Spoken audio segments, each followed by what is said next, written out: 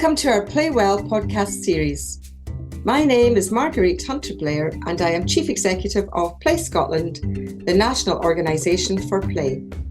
Today we are looking at play in hospitals. To explore this, we will hear from Teri Wright and Margaret McEwan. Teri is a health play specialist at Glasgow Children's Hospital. She was recently nominated for the Children's Health Scotland Awards. And Margaret has been the Play Services Co-ordinator at the Royal Hospital for Children and Young People since 2017. For her work supporting children through treatments, she won the NHS Lothian Health Hero Award. Here, our Learning and Development Officer Jenny Lester catching up with Teri and Margaret. Hi Teri, thanks so much for joining us on the podcast. Hi Jenny, thank you very much for asking me.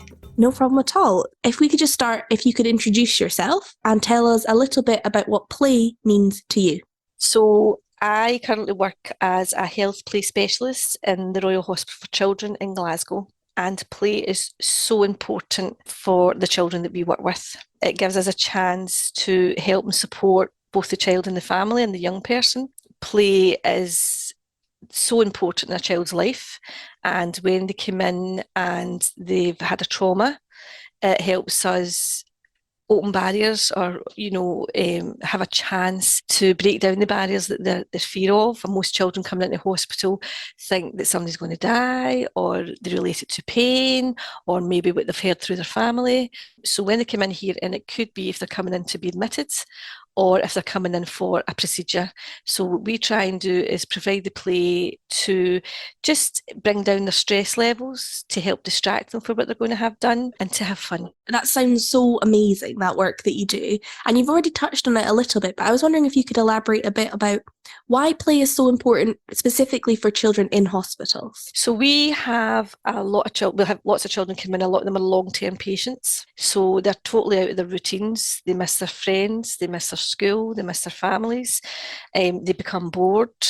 So what we try and do is bring them in, take away the boredom for them, provide activities for their level, just to keep them busy throughout their time, to give them a positive experience of hospital as well, so that it's not all doom and gloom, or that, bad things happen here and they have to get all these things. We love to spend time with the patients, to give the parents a break, because sometimes it can be very, very hard if a child comes in and the parent is staying with them constantly, and they don't have that, in the house. They're going to school, they're going to their nurseries and everything, so all of a sudden they're lumped together, and it can get very, very stressful. And if the parent's very stressed out or why the child's in hospital, we can give them a break as well. We hope to lessen their anxiety, and through that, through play, we can chat to them, we can chat to the parent as well, we can explain what's going to go on, we can prepare them for any procedures that they're going to have, we can help support them through any procedures as well.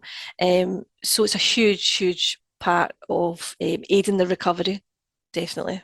Yeah, that's so amazing. And I think it's so important that children have something, while they're having an experience that might be negative, there's still positives in there. And I was just wondering if you could tell me a little bit, I'm sure there are some of the barriers that you have when you're trying to facilitate play for children in hospitals. So the barriers that we have is, first of all, they don't want to be there. Absolutely, yeah. They could be in isolation, so therefore they can't mix with other children, they can't go to the playroom, they have to stay in their room, they have to take medicines maybe regularly, they have to maybe have regular procedures as well, like blood tests. So that's a lot of barriers. They don't have their friends maybe coming in as regular as possible, depending if they stay far away, they don't have any of that regular contact. Also for the parents, they may not have their family visiting because they stay too far away. If parents are working and it's a long term, the child can be by themselves for a length of time as well. So this is all barriers that we try and help just provide another person, provide a support to make it a bit easier for their journey through their admission.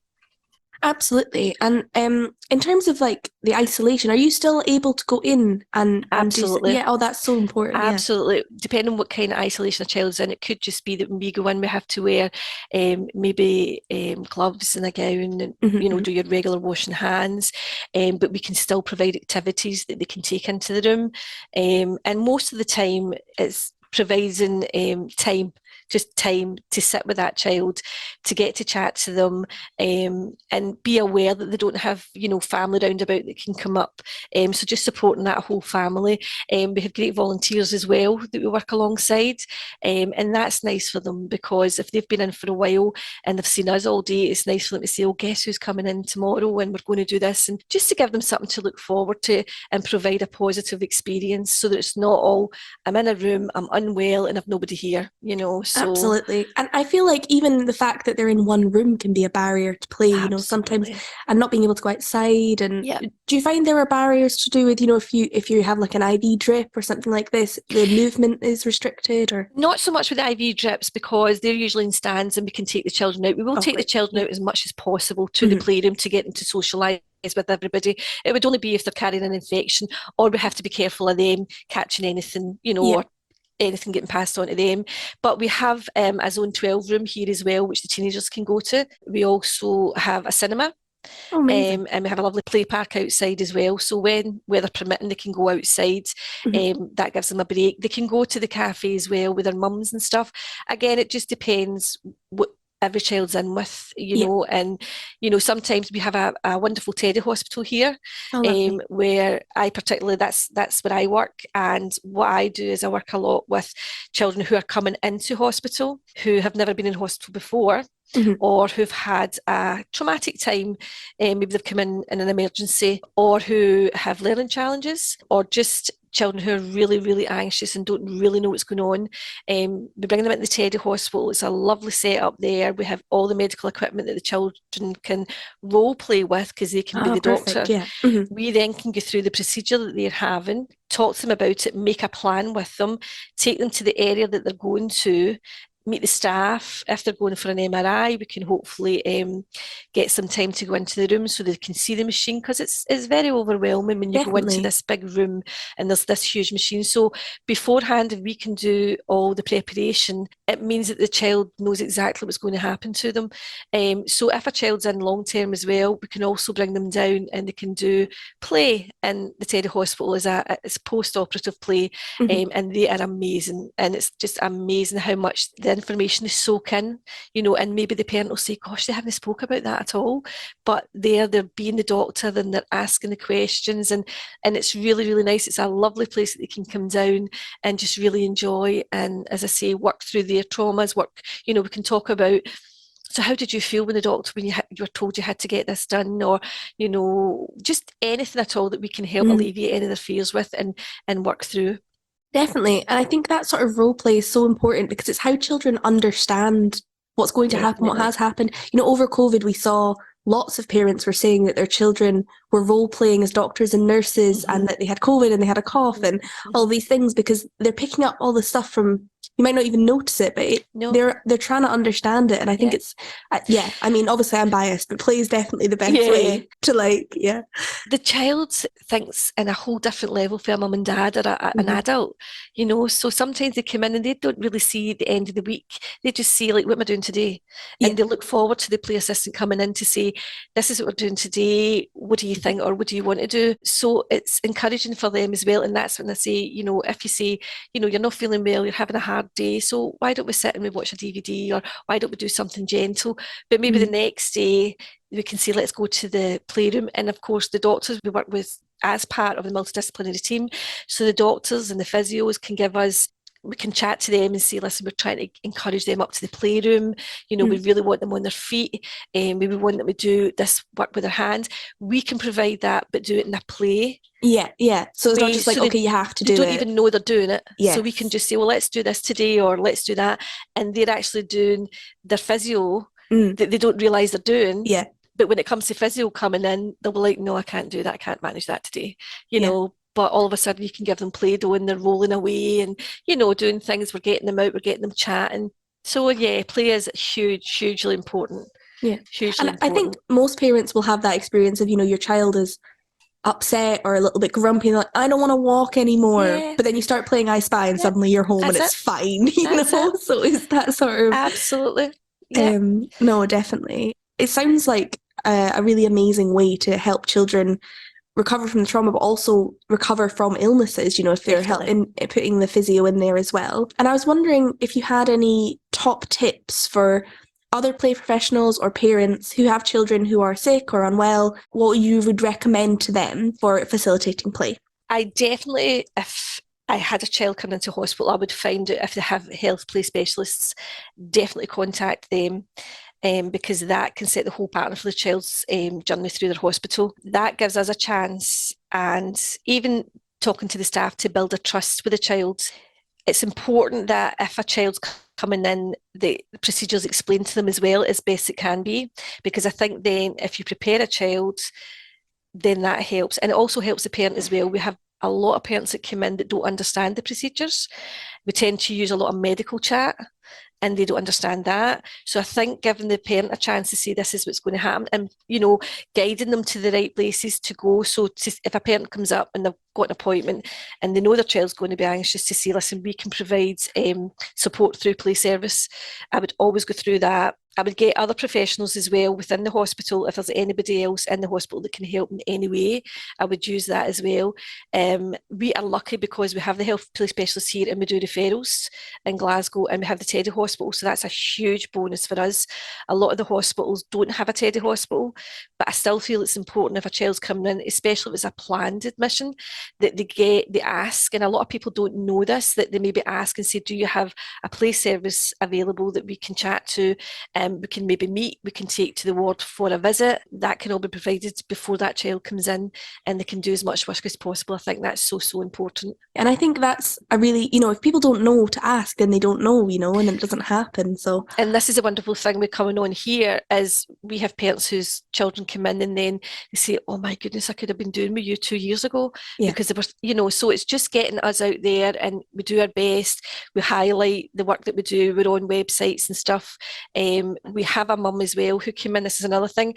We have a why children in hospital, and we worked alongside a mum, and what we've done is we've filmed all the children having different procedures. Okay. So it's wonderful. It's like coming in for an anaesthetic, having a blood test, having an MRI. So when they come in, we can give them that and say, look, watch that in the house.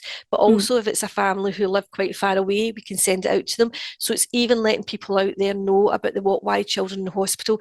It's a great app to go on. It's been filmed mostly Glasgow and Edinburgh, but we're happy to give it to anybody. And I don't know if in England they have their own setup there, but definitely for Scotland it's a wonderful app, and it just lets the children watch it and on their phone or their iPad in the house, and it lets them see what's going to happen. So if it's an ultrasound, what does that mean? And this wee child's coming in and saying, you know, I'm Julie and I'm getting an ultrasound today, and this is going to, and they ask the question. So it's all child-led, it's all friendly, and that's a wonderful app to get.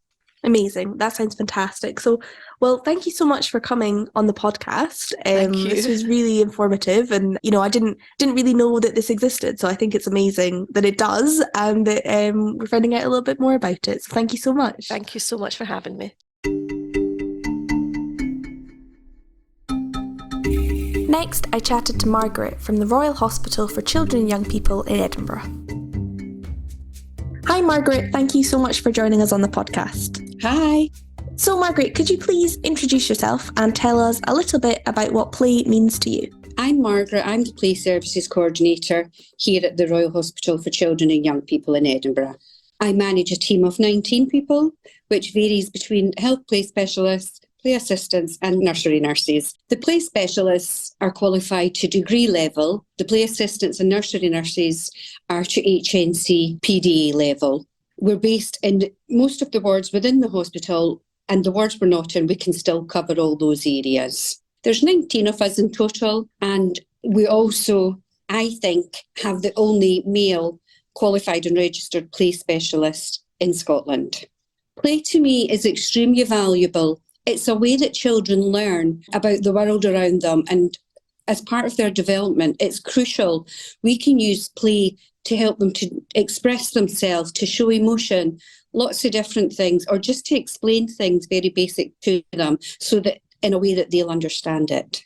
So that's really interesting that you've got what you think is the only male play specialist in a hospital in Scotland. That's really wonderful. I think it's really important that we have a gender balance in the profession. So that's really cool. Could you tell me, you've already touched on it a little bit, but could you maybe tell me why is play so important for children in hospitals? In a hospital environment, play is also very important and has many, many benefits. Not only can it help normalise things in what can be a strange environment, it can also help a child or young person to understand what their treatment is or to understand more about their illness. Through play, they can learn about the sensory and concrete information that they need to prepare for any hospital procedures and treatment that they may require.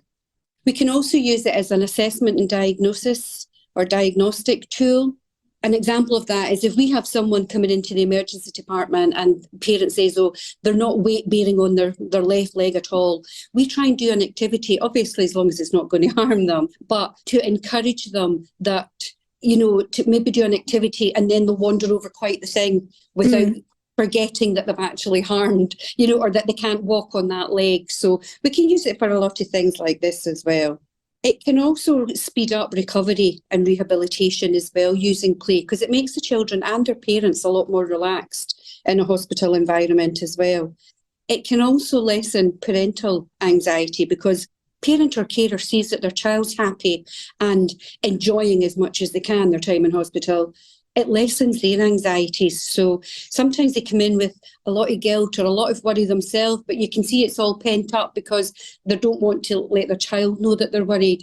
And sometimes you can almost see that relief just going when it's okay, there's someone here who, there's happy things happening here as well. So that can be a huge benefit using play as well.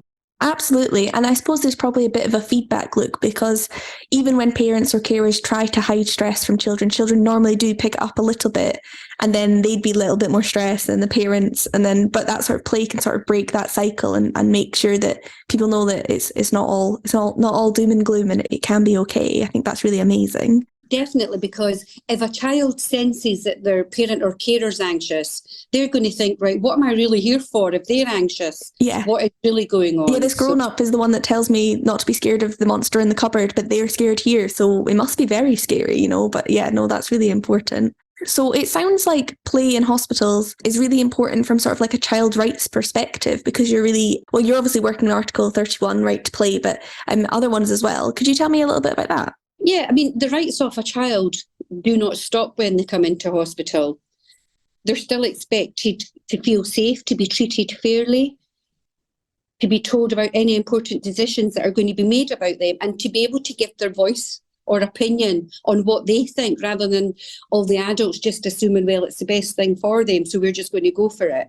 I think it's extremely important that they're listened to. As play specialists, we act as advocates for the child or the young person. So we trying to ensure that after someone's spoken to them, that they do understand what's actually been said and what's expected of them. And if they don't, we're non-clinical. So if they don't understand, we're quite happy to then go back to that health professional and say, could you either come again, or they don't understand what you meant, because they may have used medical language that the child or young person just didn't understand. So it's very important. In hospital, obviously, Article 31 is the one that we're ensuring that we meet.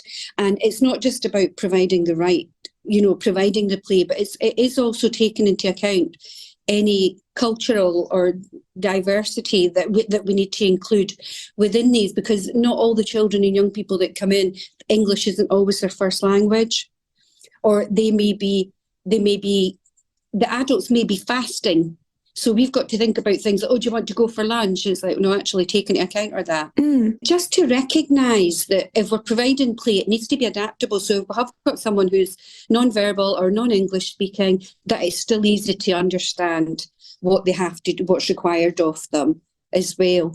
And it's extremely important that all the play areas in the hospital are equipped with a range of toys, games, puzzles, etc., suitable for all ages and stages, and that they can all be adapted as well. I don't want someone coming in with their child saying, oh no, they can't use that because they're in a wheelchair, or they can't do that because of whatever reason. It's okay, if they're in a wheelchair, we'll move it so that it fits, or so that it can, anything can be adapted. We've also got gaming consoles within all areas for children and young people to use.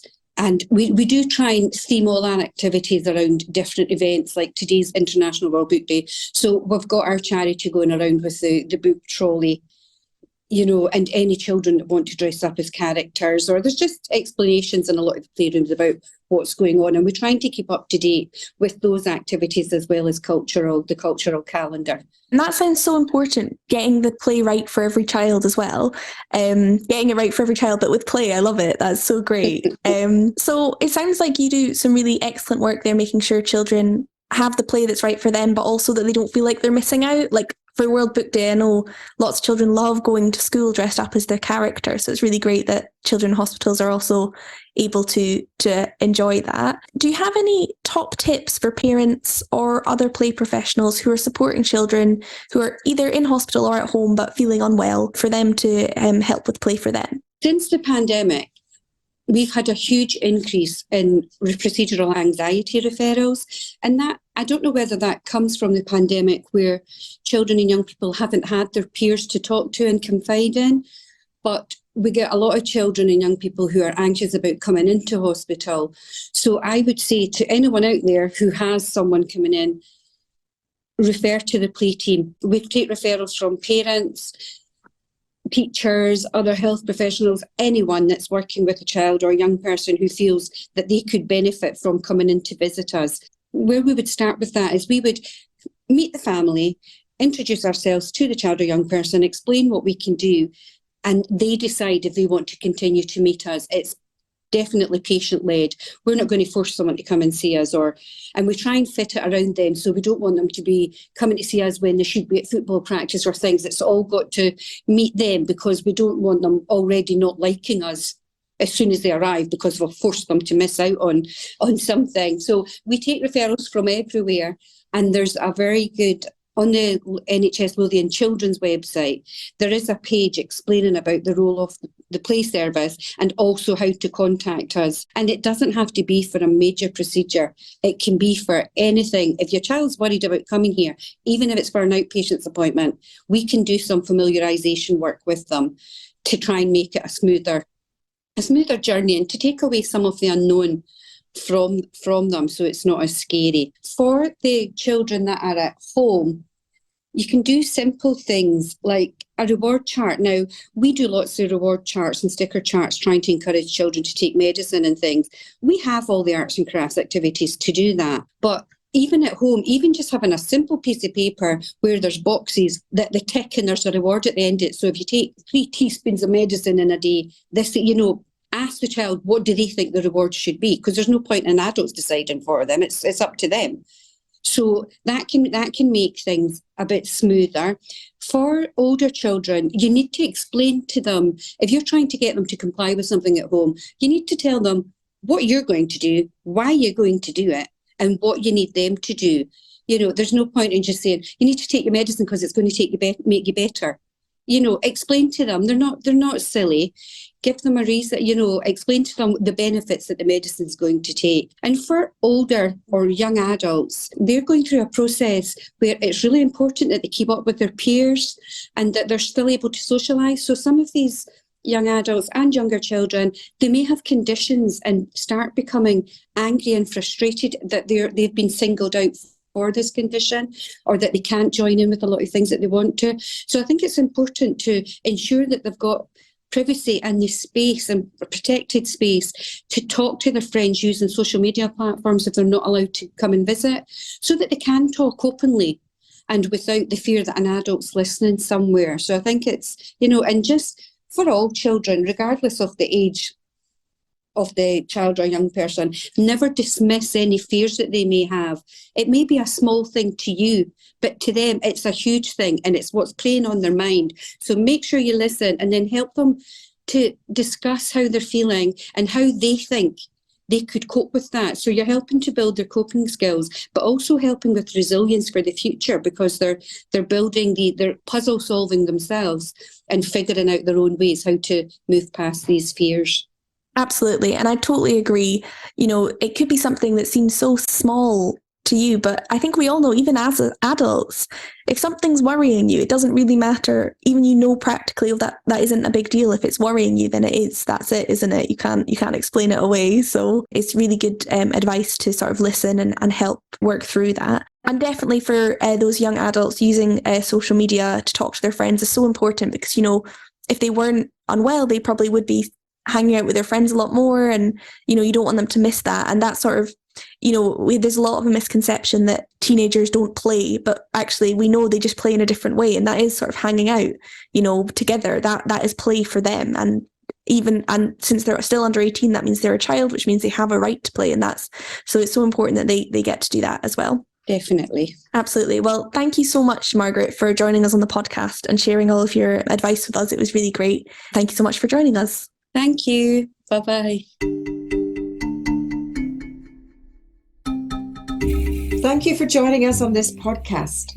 Don't forget to subscribe to our podcast on your preferred app and join the conversation by using the hashtag #PlayWellPodcast. And find out more about Play Scotland by following us on Twitter @PlayScotland and visit our website playscotland.org.